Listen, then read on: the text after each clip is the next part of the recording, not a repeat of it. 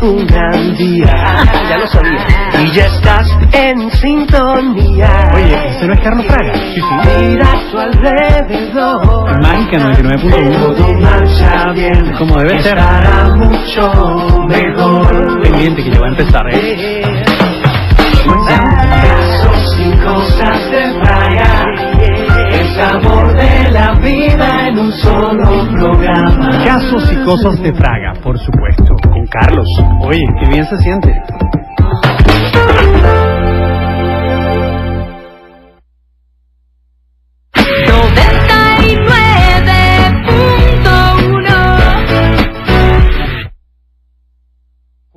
Cuatro y 6 minutos de la tarde, amigos, y así arranca hoy, viernes 1 de abril, felices de que me acompañen finalizando la semana hasta las 6 de la tarde en Casos y Cosas de Fraga, por supuesto recordándoles que es una producción nacional independiente número 19.363, que es la producción del espacio Carlos Fraga y Antonio Vasco, y en la parte operativa hoy nos acompaña Gerardo Chambriar, ya haciéndole aquí el quite a nuestro querido Ángel Sojo, así que muy contentos, por supuesto también recordarles y pedirles que participen durante las 2 horas con comentarios, con sugerencias, si quieren decir algún caso, aquí se lo tomaremos para ser tratados la semana que viene, que ya Carlos estará de vuelta. Recuerden que se encuentra cumpliendo compromisos profesionales en los Estados Unidos y ya hoy debería estar regresando al país, así que el lunes estará con nosotros contándonos cómo les fue, porque estuvo pues desde empezando Semana Santa, toda la Semana Santa, y esta semana haciendo diferentes compromisos que tenía en varias ciudades de los Estados Unidos.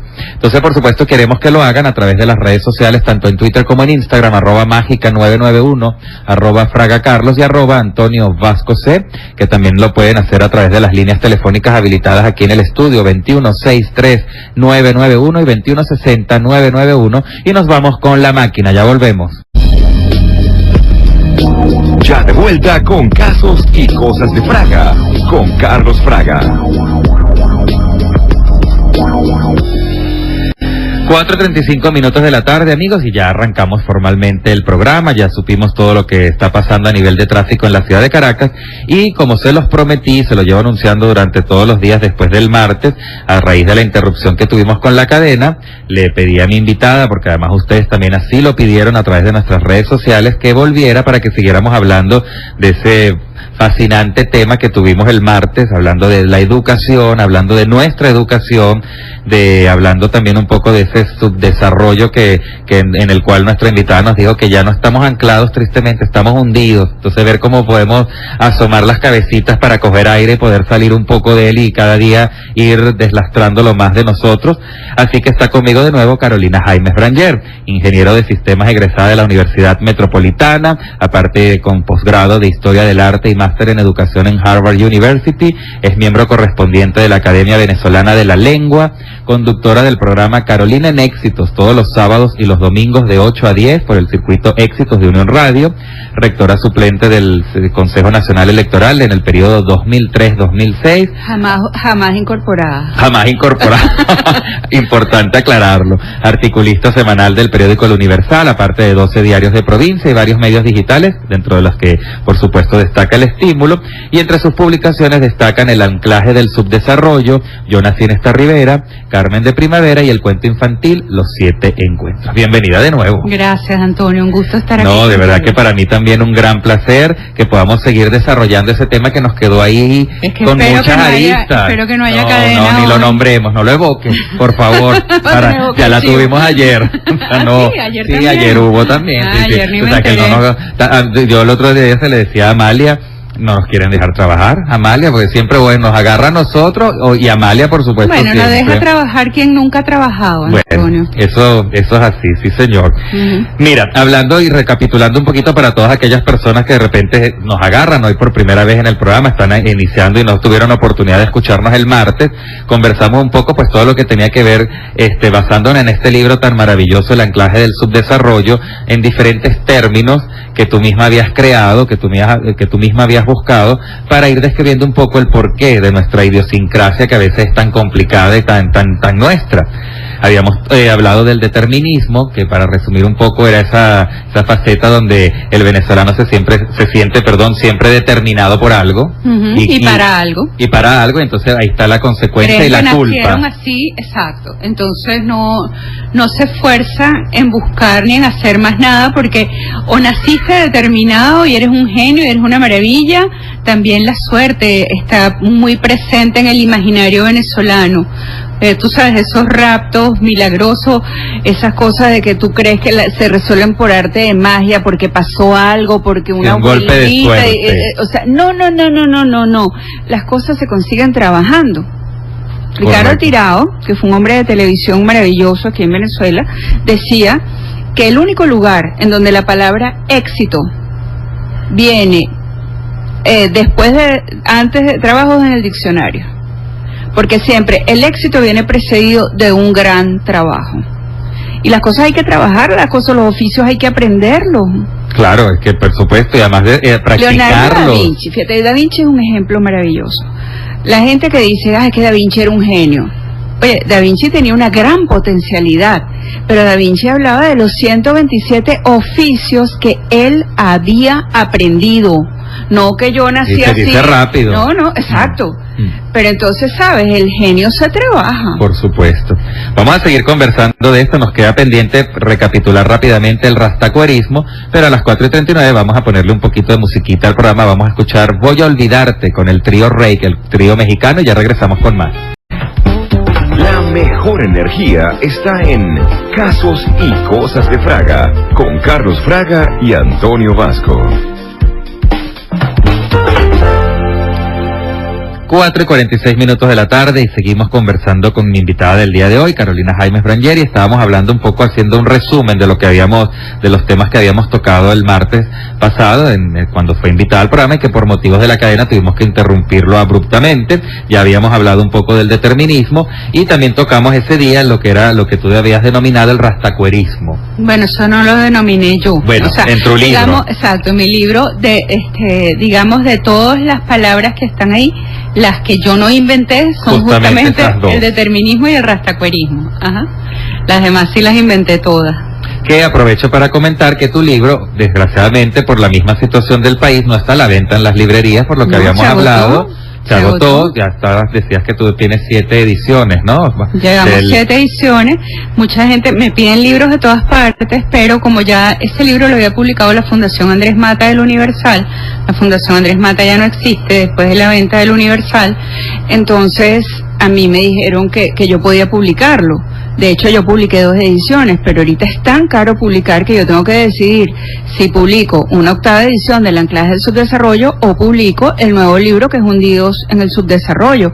Entonces la única opción es comprarla en Amazon. Yo sé que hubo gente, un señor que me insultó horrible, pero... Sí, a mí también, por eso quiero aclararlo, pero es que eso es una consecuencia de lo que justamente estamos conversando, porque lo ideal fuera que una escritora venezolana tuviera su libro en todas las librerías del país, que fuera de fácil acceso a un precio que todo el mundo lo pudiera adquirir. Claro, si hay alguna editorial que me está oyendo y que estuviera interesada en publicar el Anclaje del Subdesarrollo en 8ª edición, pues le digo que lo va a vender porque me lo piden de todas las librerías, porque la gente todavía lo pide. Además que, como yo comenté, es tan actual, tan vigente. No, Antonio, pero es que además muchas universidades lo están pidiendo como texto. Exactamente. Sí, que eso me complace muchísimo. Claro. Ok, dicho esto, entonces teníamos dos términos más que a mí me habían llamado mucho la atención y que quería que los fuéramos también desarrollando durante el programa. El primero, el primero del día de hoy, el pobrecitismo. Bueno, el pobrecitismo es para mí la perpetuación de la mediocridad. ¿Y cómo perpetuamos nosotros la mediocridad? Diciendo, pobrecito. Ay, pobrecito Antonio, que le están sacando el jugo en Mágica. No, Antonio no le están sacando el jugo en Mágica. Antonio está trabajando en Mágica, que es muy diferente. Ay, pobrecito el niñito que la maestra lo tiene a monte. Mira, yo no dudo que haya algunos casos. Claro, siempre hay excepciones. Cuando las maestras tengan a monte a algunos niños. Pero generalmente cuando la gente dice eso, lo que significa es que la maestra le está exigiendo. Y a nadie le hace daño que le exijan. Y vuelvo a referirme, y me disculpan, pero es un ejemplo personal, a mi hija Tuti. Mi hija Tuti es una niña especial que se le ha exigido y Tuti ha dado con muchísimas dificultades. Entonces, si una niña especial que está tan limitada puede, ¿cómo lo va a poder una persona que está bien y normal? Ahí les dejo la pregunta. Es como un subestimar, ¿no? Un continuo subestimar, ¿no? Pero también es como una autosubestimación, ¿sabes? Porque fíjate, por ejemplo, si las mamás de los Grandes Ligas hubieran pensado, ay, pobrecito Andresito, o Bob, o Omar, que le están sacando el jugo en los criollitos, ese niño jamás hubiera llegado a las Grandes Ligas. ¿Por qué? Porque lo que tienes que hacer es practicar, trabajar y trabajar. Bueno, bajo ese criterio, entonces nunca se superaría ningún récord olímpico. Claro, pero bueno, ¿y por qué crees que estamos así? Bueno, fíjate que bueno que nombraste eso, porque aquí que le dicen a uno, lo importante es competir y no ganar. O sea que tú vas para una competencia, no a ganar. ¿Tú vas a qué? A hacer acto de presencia, relleno, bulto. Perdóname, los que ganan las competencias van a ganar. Y la Vinotinto es un gran ejemplo. La Vinotinto, cuando dejó de ser la Cenicienta de América Latina, empezó a ganar partidos. Tener logros, sí, señor. Claro. ¿Y qué le está pasando ahorita a la Vinotinto? Bueno, para mí pobrecita, es un problema. La Vinotinto. Sí, ay, pobrecito, sí. No, pobrecitos no.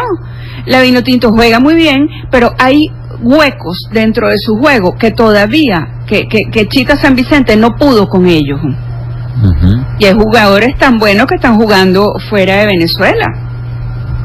Entonces, ¿qué tienen que hacer? Bueno, buscarse, ya que San Vicente no dio con la falla que tenían, yo no sé si es que se confían demasiado una vez que ya tienen uno o dos goles y después pues viene la lluvia de goles del otro lado u otras cosas, eso lo dirá alguien que lo sepa, pero ciertamente es un equipo que de ser el hazmerreír de Sudamérica, es un equipo que empezó a ser respetado. Acuérdate de la Copa América de hace 2, 3 años. Pero luego ahí también pasa un fenómeno, ¿no? Que yo creo que también sería interesante, que nos pasa mucho, que es que de repente, a lo mejor, no sé, en determinadas cosas puede haber excepciones como todo, menos mal, pero que también se logra algo, pero es como que, ¿sabes? Mantenerlos como que estás bajo, como visualizo esos equilibristas que están montados en una silla y arriba de una pelota inflable y tal, y están aguantándose y de cualquier cosita se van a caer. O sea, muchas cosas lo logramos, pero luego no volvemos más nunca. Porque luego lo difícil también es mantenerse, estar. Uno lo ve con por ejemplo, en el fútbol, los grandes equipos siempre están. Nosotros, entonces es como con la Vinotinto que tú pones el ejemplo. En aquel momento ya la Vinotinto, entonces ya pasó a ser que teníamos que vernos como si, o sea, Brasil, Italia, sí, Alemania y Venezuela. Sí, o sea, ya va, o sea, es que, ¿sabes? Es como una cosa un poco loca, ¿no? Claro, no sé qué opinas igual que yo. No, estoy totalmente de acuerdo contigo, porque es eso, digamos, de llegar a un nivel donde tú nunca pensaste que habías llegado, entonces todo el mundo se queda como en ese estadio de adoración sin darse cuenta de que para permanecer ahí tienes que seguir, tienes que hacer todos los días lo mismo que hiciste durante años para llegar allí, ¿no? Pues que si no, no puedes. Fíjate, los grandes artistas, Rubinstein, que era pianista, decía que si él dejaba de practicar un día, él se daba cuenta. Si él dejaba de practicar 2 días, el director se daba cuenta. Si él dejaba de practicar 3 días, el público se daba cuenta.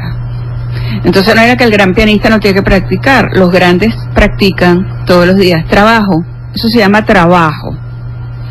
Bueno, y ahí estamos. Tenemos que ir a... Sí, vamos a hacer nuestro encuentro folclórico con la música de nuestro país y regresamos conversando con Carolina Jaimes Branger de este maravilloso tema que da para mucho y que yo sé que ustedes ya en las redes empiezan a escribir, o sea que qué bueno que la gente aparte está, yo creo que concientizando todo lo que estamos diciendo y ojalá lo lleven a la práctica, porque volvemos a lo mismo, para eso es, para trabajar, para practicar, para estudiar, Sí, eso es sin ningún sencillo. Miedo. Es Voy a dar mi sencillo. Twitter. Aprovecha.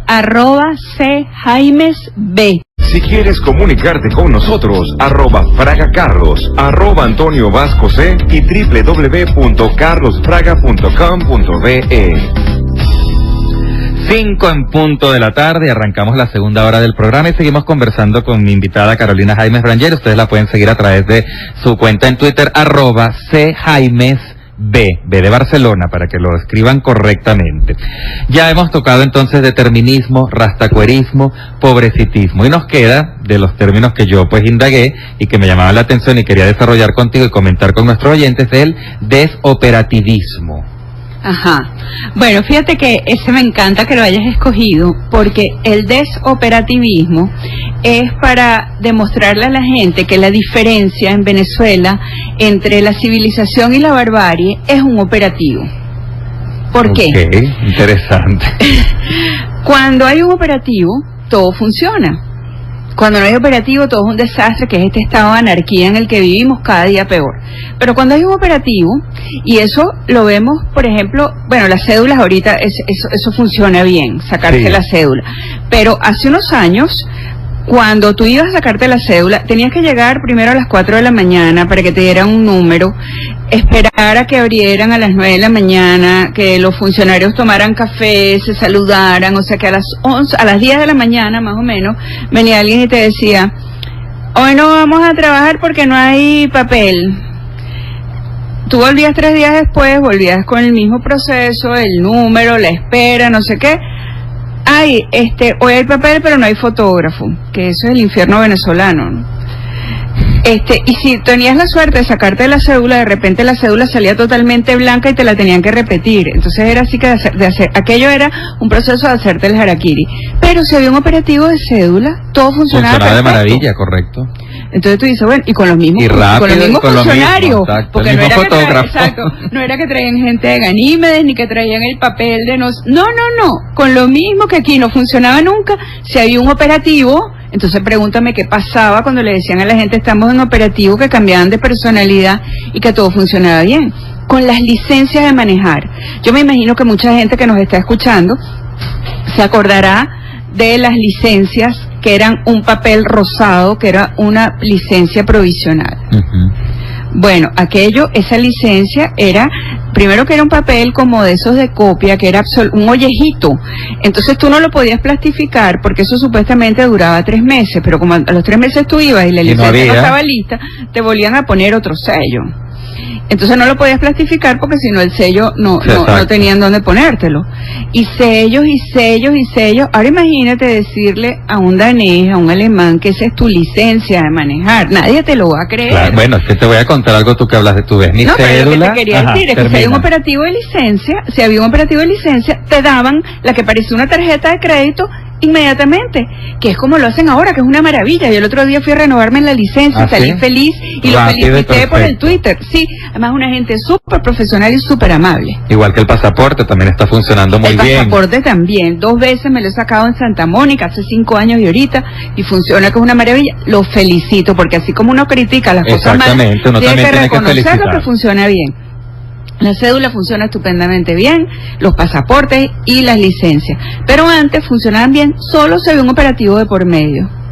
Entonces, ¿qué me querías decir de tu cédula? Que te quería comentar que además, que no sé si qué opinas tú, pero es que las cédulas de nosotros, que es nuestra identificación ante el mundo, cuando a uno le piden de repente en otros países el DNI, lo que sea, da vergüenza. O sea, tú pides en una reunión, dile a tus amigos, préstame tu cédula y ponlas todas, ninguna se parece, ninguna tiene el mismo tamaño, ninguna tiene el mismo papel, ni el mismo color. Parece que cada quien la hizo en su casa, en una actividad de un posgrado, de una tarea de escuela, o sea, y a mí me han parado varias veces afuera que se quedan como mirándome y yo le digo, esa es mi cédula, o sea, ese es mi documento de identificación, se abre por las esquinas, o sea, y tú dices, y eso es el país, porque eso nos representa. Ser como la licencia. Claro, por supuesto, como en muchas partes, pero eso, o sea, irónicamente, es nosotros también, porque esa es tu presentación, ¿sabes? Es como tu cara ante una figura gubernamental, pública, política, policial, lo que sea que te la pida, esa es tu cara, o sea, esos somos los venezolanos, o sea, que ahí ya empieza a haber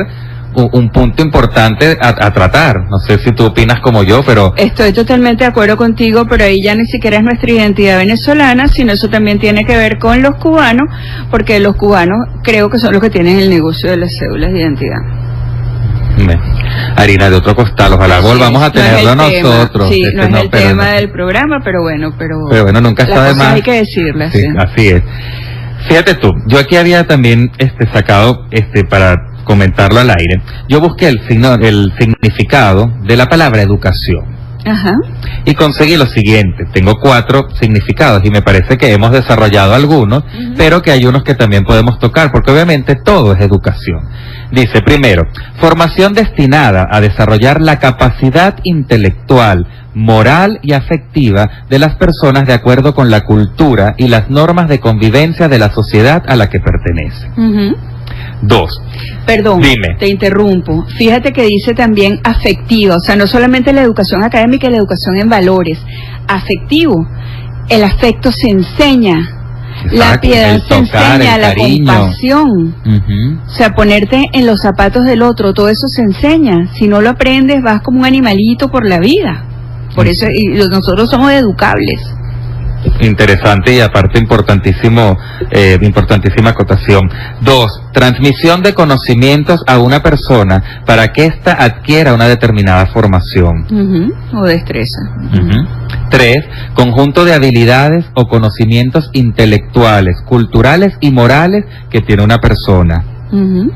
Y 4. Adecuación del comportamiento de una persona a las normas de cortesía comúnmente admitidas. Claro, que es cuando hablas de que alguien es, ay, qué educado es, o qué mal educado es. Y eso es un punto que también me parece interesante tratar. Pero fíjate que ahí falta una definición que quizás es la más importante, y creo que es de Sócrates, que decía, y de hecho la palabra educar viene de educere, que es la raíz griega, que es sacar de adentro para afuera. Fíjate que uno piensa que la educación es meterte conocimiento. No, la educación que más funciona es sacar lo mejor de ti para que tú te eduques. Para que tú busques aprender, para que tú busques. Y sabes, eso me recuerda muchísimo a una alumna brillantísima que yo tuve, que se llama Chiarina Parisi. Hoy en día, fuera como tantos niños brillantes, se ganó 2 premios Emmy el año pasado. Ella trabaja en Univision en los Estados Unidos, y yo me acuerdo que Arina, como de 10 años, yo le veía, yo estaba explicando, dando clase, y yo le veía los ojos a Chiarina brillantes, y ella quería aprender más, y ella al día siguiente venía, porque ella había investigado, ella en su casa en aquel momento casi nadie tenía internet, y ella buscaba libros y sacaba fotocopias y me traía con aquel interés. O sea, esa niña estaba realmente encarnando lo que es el concepto de educación griego, que ella misma estaba formándose. ¿Cuál es el papel del maestro? Tocar esas fibras que hagan que los alumnos quieran aprender más, porque tú no les puedes enseñar todo.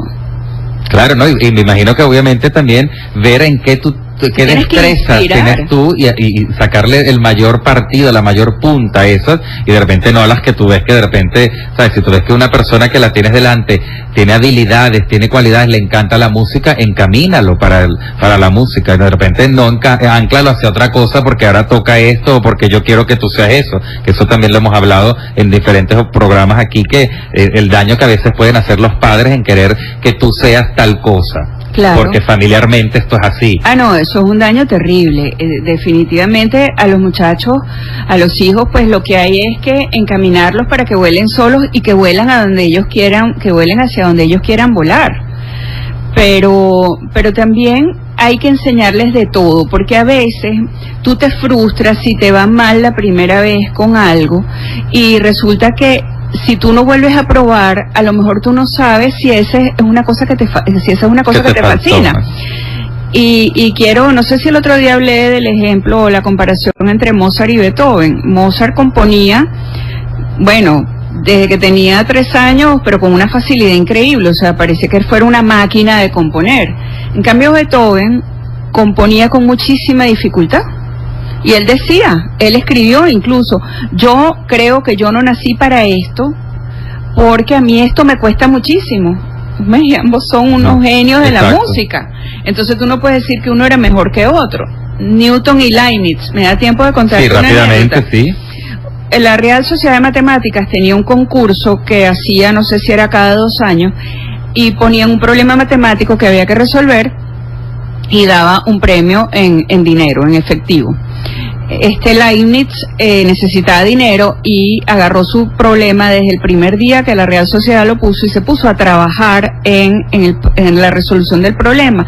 Al cabo del año, Leibniz no había podido resolverlo. Sin embargo, Newton, la noche antes de que se venciera el lapso del concurso, abrió una gaveta, se encontró el problema, y lo resolvió.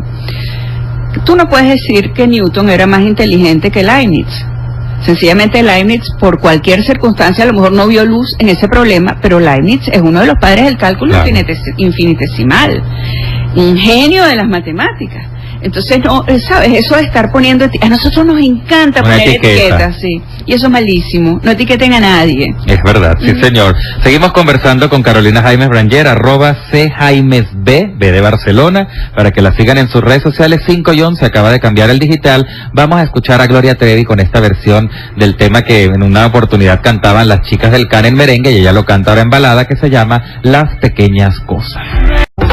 Casos y cosas de Fraga. 2 horas con la mejor información, música y entretenimiento. 5 y 20 minutos de la tarde, amigos, y seguimos conversando con Carolina Jaimes Branger, mi invitada del día de hoy, y habíamos hablado un poco, habíamos expresado todo lo que podía ser el significado de la palabra educación. Tú incluso lo expandiste, diste uno más, que es esa parte de poder expresar todo lo que uno tiene dentro hacia afuera y no de llenar, como más bien sí, que el se papel del educador acostumbra. es sacar de adentro hacia afuera, sacar el potencial que tiene cada quien en la mayoría, en las diferentes áreas donde uno quiera desarrollarse, y siempre también, por supuesto, como tú decías, dar herramientas para uno poder afrontar cualquier eventualidad que tenga en la vida y poder salvar. Exactamente. Fíjate tú, yo aquí también había buscado y había tenido estas frases porque las quería conversar contigo porque me parecen importantes, y esta por lo menos me sacudió, me impactó, porque es un poco lo que estamos viviendo también tristemente en el país, y dice: la violencia termina cuando la educación comienza. Entonces podemos decir que nosotros hoy en día somos un país muy poco educado, porque la violencia nos está abrazando completamente. La violencia y la educación son inversamente proporcionales, exactamente.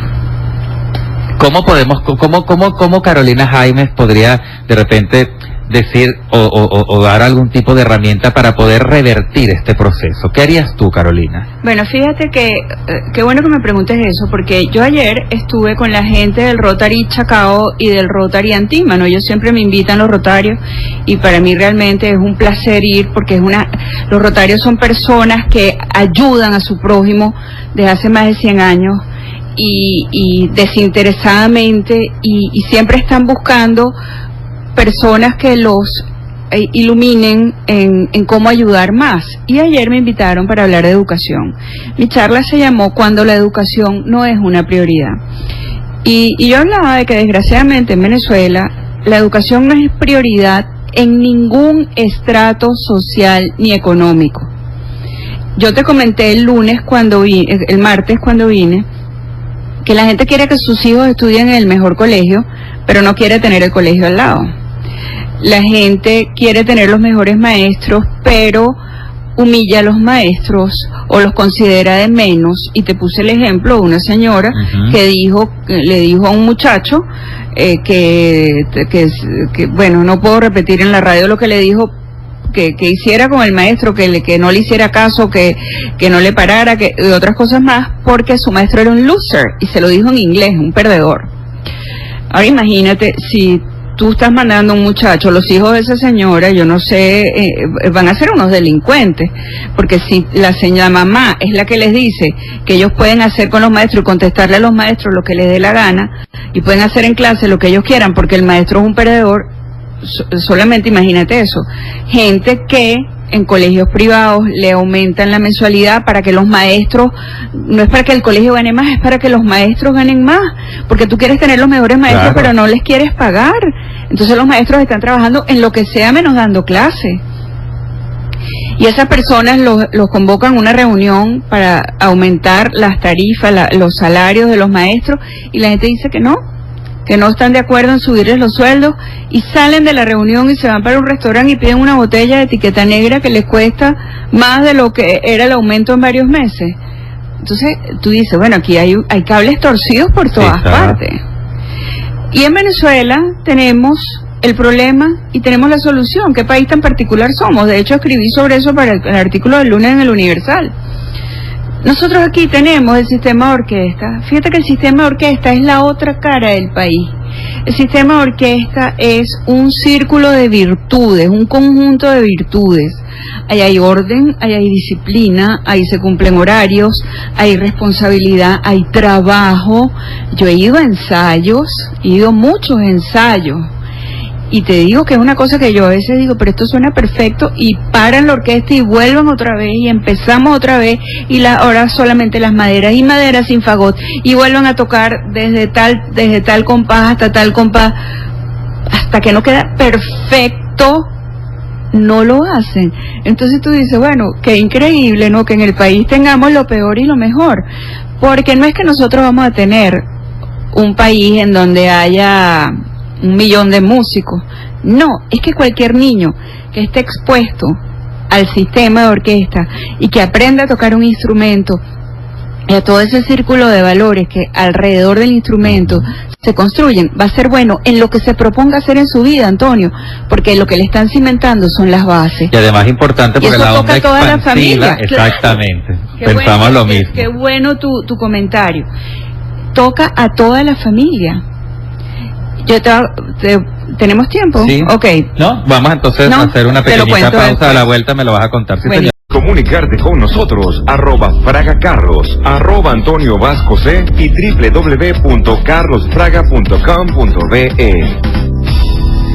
5:29 de la tarde, seguimos conversando con Carolina Jaimes Branger, @CJaimesB, y si usted quiere participar, recuerde que lo puede hacer a través del 2163-991 o 2160-991, que son los dos teléfonos, las dos líneas habilitadas aquí en la cabina, o a través de nuestras redes sociales, @FragaCarlos, @Antonio Vasco C y @Mágica991. Y quedó pendiente una anécdota, un cuento que nos iba a echar referente a lo del sistema de orquestas, que aparte rápidamente aprovecho para decir que es un ejemplo maravilloso de populismo. Eso sí es popular, eso sí es populismo, una manera excelente de llevar el populismo. No degrada, no es maleducado, es con valores, con principios, con ética, con superación, con familia, con todo.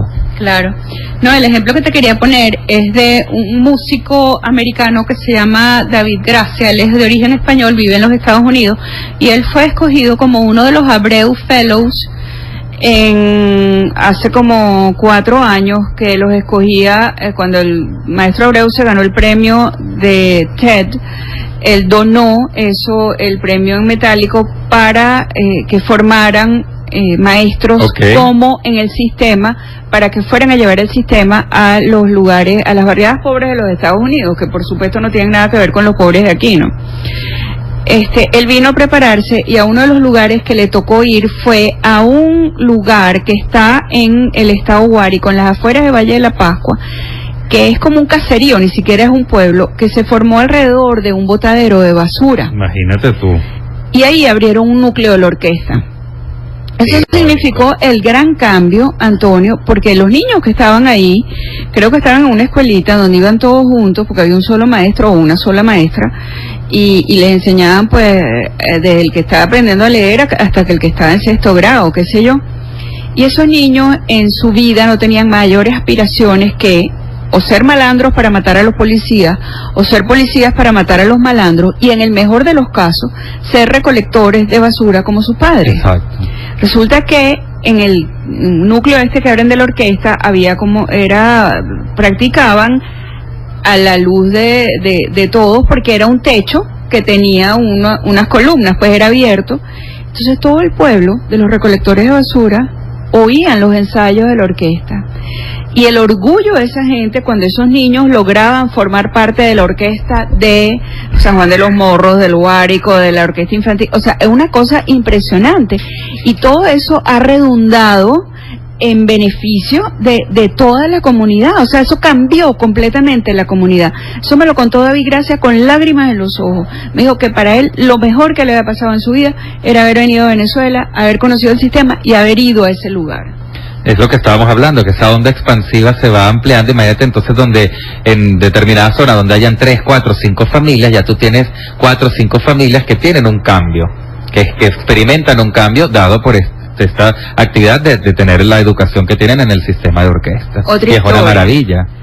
Cuando en la antigua Globovisión estaban transmitiendo hace como 3 años en una de esas lluvias que hubo hace como, sí, por Guarenas, Guatire, que se llevó una cantidad de casitas y arrasó con todo lo que había en ese sector. Yo estaba viendo las noticias y veo que a una señora que van a entrevistar, la señora estaba sonriéndose. No, aquí está la señora fulana que perdió todo. Señora, cuéntanos, pero la señora estaba sonreída. Yo decía, pero se volvió loca, se volvió loca porque perdió todo lo que tenía en la vida, ¿no? Exacto, la tragedia. Y resulta que dice, sí, no, es que fue horrible, porque imagínense, yo agarré a mis muchachos y salimos corriendo y nosotros vimos cómo salió la cocina, la televisión, la nevera, todos los colchones, todo salió. Pero salvamos los instrumentos. ¿Qué sacó ella de su casa, Antonio? Un cello y un violín. Y sus hijos. O sea, lo más valioso que ella tenía en su casa no era la televisión, ni la cocina, eran los instrumentos de sus hijos. Caramba, no me digas que eso no es muy esperanzador. Claro que sí, totalmente, sí señor. Además que yo creo que, vuelvo y repito, eso es una muestra que sí nos debe hacer pensar de que cuando uno critica de repente o hace ciertos comentarios sobre lo que estábamos hablando, que lo comentábamos el martes de la parte popular, esto es algo popular, esto le llega a todo el mundo. Además el sistema logra congregar a todos los estratos sociales del país, y eso es maravilloso. Allá hay conciliación, allá hay acuerdo, hay entendimiento, hay compañerismo, hay... Entonces eso es un ejemplo. Yo desde que empecé también a poder disfrutarlo, siempre los he estado aquí apoyando para que la gente sepa que hay todas esas actividades, porque además no es lo mismo contarlo que vivirlo y verlo. Eso es importante. Definitivamente. La gente que critica, yo le digo, mira, vamos, yo te llevo para un núcleo y después hablamos. Rápidamente, porque ya te tengo que despedir, pero no puedo hacerlo sin tocar una arista importante en tu vida. Tú eres madre, y tú lo has comentado en los dos programas, madre aparte de una maravillosa niña que se llama Tuti. ¿Qué representa cuando yo te digo la palabra Tuti? Bueno, Tuti es lo más bello que yo tengo en mi vida. Tuti es mi hija mayor que se enfermó el día que cumplió 1 año, quedó dañada. A Tuti le cuesta todo, a Tuti le cuesta hablar, le cuesta caminar, le cuesta abrocharse, le cuesta comer, le cuesta subirse un cierre, pero Tuti ha sido una niña que ha sido un ejemplo de vida. O sea, yo creo que en vez de yo enseñar a Tuti, Tuti es mi maestra. Tuti ha sacado lo mejor de ti. Sí, definitivamente. Yo creo que yo soy mejor ser humano por ser la mamá de Tuti. Y Tuti es una niña que lleva alegría a cualquier parte donde ella, es una alegría estar con ella. Y es la más feliz de mis 3 hijas, definitivamente, porque Tuti no tiene malicia. Tuti cree que todo el mundo es bueno. Tuti cree que o sea, es una cosa maravillosa, ¿sabes? Que todo el mundo la quiere. Y eso es tan emocionante, estar con alguien así, porque es como estar frente a un ángel. Claro, además es importante también uno como ser humano ver eso, ver cómo seríamos si no tuviéramos esa malicia, ese mal pensar, ese egoísmo, sí, ¿verdad? ¿sabes? Sí, yo muchas veces he pensado, viéndola a ella, si las bajas pasiones vienen mano a mano con la inteligencia, ¿no? Porque Tuti, ella no tiene absolutamente la más mínima envidia, ella compite. Tuti monta caballo y Tuti compite, y ella, si ella llega de tercera, ella está feliz por el amigo que llegó de segundo y por la amiga que llegó de primera, y lo celebra y le parece buenísimo. O sea, entonces tú dices, bueno, de verdad que te pone a reflexionar sobre muchas cosas en la vida, y definitivamente sí, yo creo que soy un mejor ser humano por haberla tenido ahí. Qué bello, qué maravilla. Tú escribiste el artículo, se lo dedicaste a tu hija porque está próxima además a cumplir años la semana que viene, y hay algo importante que también tú recalcas ahí, y es el significado de una palabra que yo creo que es un gran aporte que podemos hacer hoy nosotros a todas las personas que nos están escuchando, que es decirles el desuso que tiene que haber de una palabra que se usa y se utiliza de una manera que no debiera, porque además la palabra no existe. Entonces quisiera que comentaras un poquito sobre ello antes de despedirte. Sí, yo empecé el artículo, aunque Tuti no tiene síndrome de Down, empecé hablando de que yo quisiera que mis alumnos, mejor dicho, me recordaran, no tanto por las matemáticas que les enseñé ni el cálculo que les enseñé, sino por las veces que los hice ponerse en los zapatos del otro, de enseñarles compasión. Ellos muchas veces, cuando alguno se equivocaba en algo, cuando se criticaban, se decía, ay, no seas mongólico. Y yo los paraba en el acto y le decía, ¿cómo crees tú que se sentiría la mamá de un niño que tiene síndrome de Down cuando te oye decir eso? Entonces todos se quedaban electrocutados, ¿no? Y si algún momento lo volvían a repetir, era por ¿sabes? Quizá por mala costumbre, sí, pero no por maldad, exacto. ¿no? Y por eso era que te decía antes, cuando empezamos el programa, que hay que educar también en afecto. La piedad se enseña, la compasión se enseña. Entonces, si tú dejas que los niños digan lo que les dé la gana, porque no solamente los niños, los adultos también lo dicen, ¡ay, qué mongólico! ¿Cómo que qué mongólico? ¿Qué es eso?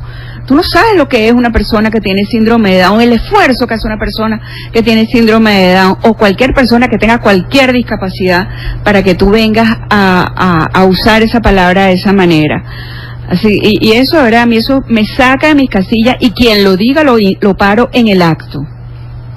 Y quienes me estén oyendo los invito a que hagan lo mismo, ¿no? Así es, así poco a poco hacemos la claro, onda nos expansiva. estamos educando, exactamente. Carolina, muchas gracias de verdad por la Antonio, qué segunda chévere, imagínate. vuelta a este programa. Espero que no sea la última, que vengas muchas veces. Amén. Recuerden, @ Jaimes Branger, ha sido maravilloso. No, la Jaimes audiencia. Branger no, C. Jaimes Jaimes B, B. perdón, Ajá, C. Jaimes ajá. B. Bueno, es que Branger es su apellido, C. Jaimes B. Ajá. Ha sido maravilloso, la audiencia aquí lo ha reflejado también en las redes sociales, y de verdad que yo creo que ha sido para mí también un aprendizaje importantísimo. No, y además un gusto tener un entrevistado que se haya preparado también, Amén. haciendo preguntas tan inteligentes y comentarios tan apropiados, Antonio. Muchísimas gracias por la Gracias a ti. invitación, y gracias a ustedes. Qué bien. 5:47 de la tarde, amigos, y continuamos, y ahora vamos a hablar de la cena de idiotas, porque me encanta este título de esta obra de teatro que se está presentando en su quinta puesta en escena, su quinto fin de semana, gracias al grupo actoral 80, con la dirección del reconocido Héctor Manrique, o sea que es sinónimo de calidad, y que usted puede disfrutar todos los viernes, hoy por ejemplo a las 7 de la noche, y los sábados y los domingos a las 6, con un horario maravilloso en la torre del VOD, y además la entrada es muy fácil, en la misma taquilla del teatro, y sino en www.ticketmundo.com. Pero para que me cuente un poquito de todo lo que sucede en esa cena, tengo a uno de los actores en línea que nos va a contar, porque no pudo estar presente con nosotros porque está justamente ensayando y preparándose para esta función, la función de hoy a las 7. Tengo en línea a Wadid Adaya. Bienvenido, Wadid. Gracias a ti por la invitación. Claro que sí. Cuéntame un poquito de esta cena. Estamos por teléfono. Tranquilo, cuéntame un poquito de qué va y de qué transcurre esta obra con esta cena de los idiotas. Bueno, esto es una comedia inteligente, una comedia negra también, con un humor muy negro, y va por encimita para que la gente venga a verla. Es Pedro Viloria, que lo protagoniza Daniel Rodríguez. Él hace todos los miércoles una cena para invitar a algún idiota y burlarse de él con sus amigos. Y resulta que ese miércoles se les desencadena toda una serie de problemas que uno termina pensando, ¿quién es el idiota? Pedro Viloria, el idiota en cuestión, los amigos. Termina uno diciendo, existe el idiota, ¿cuál de todos es el idiota? La gente sale confundida y a la vez muy emocionada y contenta de ver esto, que a menudo la gente lo hace. Cuando te dice a menudo la gente lo hace, ¿a qué te refieres? Cuando tú no participas en una reunión. Todo el mundo, ahorita con esto que se llama bullying, ¿no? Sí. Uno sin querer aborda a otra ya te persona, comprendo. le dice uno que otro chiste y el otro te contesta, y creo que cuando la gente se reúne, hace ese tipo de cosas, y uno se pregunta, ¿cuál es el idiota? ¿El que lo hace o el que recibe? Uno nunca sabe. Entonces, la palabra idiota que contiene. Entonces, creo que la gente lo pasa muy bien viendo eso. ¿Cómo les ha ido? Porque esto obviamente es una obra que le ha dado la vuelta al mundo, además que no solo estuvo en las tablas de teatro, sino que también hay una versión fílmica que está escrita y dirigida por el mismo autor, que es el francés Francis Weber, y que aquí me imagino que obviamente ustedes contaron con la exquisita dirección de Héctor Manrique. Sí. Pero ¿cómo ha sido la reacción de todos en estos fines de semana de la gente? Bueno, la verdad ha sido maravillosa. Venimos de un fin de Semana Santa agotados, a sala llena, y la gente sale muy contenta. El recibimiento, además que esta es un reestreno con nuevos actores, porque se hizo ya en el año 2004 con otro elenco. Sí. Y también tuvo la misma repercusión. Entonces creo que la gente viene y repite, y le gusta mucho porque no es cualquier comedia, es una comedia que te deja un mensaje. Okay. Creo que eso es lo más importante. Exacto. En este momento. Que es un teatro con propósito, como lo llamo yo, que me parece con interesante, contenido con contenido. Muy bueno. La Cena de los Idiotas, como les digo, cuenta con la dirección de Héctor Manrique y las actuaciones de Vicente Pérez, Daniel Rodríguez, Angélica Arteaga, Vicente Peña y quien conversa con nosotros, Wadid Hadaya. Además, quiero que resaltemos algo importante, Wadid, y es que tienen una escenografía maravillosa. Sí, contamos con cuadros de Pedro León Zapata y esculturas de Orlando Campos. Entonces creo que ya con eso engalanamos el escenario, ¿no? Claro que sí, o sea que también cuentan con una visual a nivel de escenografía y eso también es importante. Y bueno, y cabe destacar la iluminación de José Jiménez y la asistencia y dirección de Angie Prieto, que también son parte del equipo, ¿no? Qué bueno. Wadid, te dejo porque sé que estás comprometido para seguir con tu ensayo y prepararte para la función de hoy a las 7. Amigos, si usted nos está escuchando y no tenía plan para hoy viernes, ya yo se lo estoy brindando. Diríjase a la Torre BOD, del Centro Cultural BOD, que a las 7 de la noche, hoy viernes, puede disfrutar de esta Cena de los Idiotas, y si no, los sábados y los domingos a las 6 de la tarde. Las entradas muy fácil, www.ticketmundo.com, o si no, en las mismas taquillas del Teatro Wadid. Ya tú sabes qué, para esta noche. Gracias a ti, Así es. Así es. Y bien, amigos, nosotros nos tenemos que despedir por el día de hoy. Por supuesto, de mi parte, agradecerles toda la compañía infinita que me han brindado durante toda esta semana que he estado a cargo del programa de lunes a viernes. Por supuesto, recordarles que ya me llamó por ahí. Ya al saliendo de aquí voy a hablar con él, con mi querido Carlos Fraga, que ya debe estar aquí en Venezuela, y el lunes estará con nosotros contándonos cómo le fue durante todas sus presentaciones en los Estados Unidos y compartirá, por supuesto, todos esos casos y todas esas cosas que a ustedes siempre les gusta. Por mi parte, desearles un muy feliz fin de semana, recordarles que es muy importante que si usted maneja, no tenga el celular, no escriba, no hable, no esté mandando un texto por WhatsApp, porque usted pone en peligro su vida y la vida de los demás. Si usted logra guardar el celular y cuando llega a su sitio donde usted se detiene, ya retomarlo y hacer lo que tenía que hacer, usted se estará convirtiéndose en un mejor venezolano y mejor ciudadano. Vamos a despedirnos con buena música y dejarlos con la mejor compañía, la que les va a brindar Amalia Heller y su magia hasta las 8 de la noche con las 10 mágicas, y yo, por supuesto, despedirme con la música que más me gusta, la música de Venezuela. Aldemaro Romero, Quinta Nauco. Hasta el lunes, chao.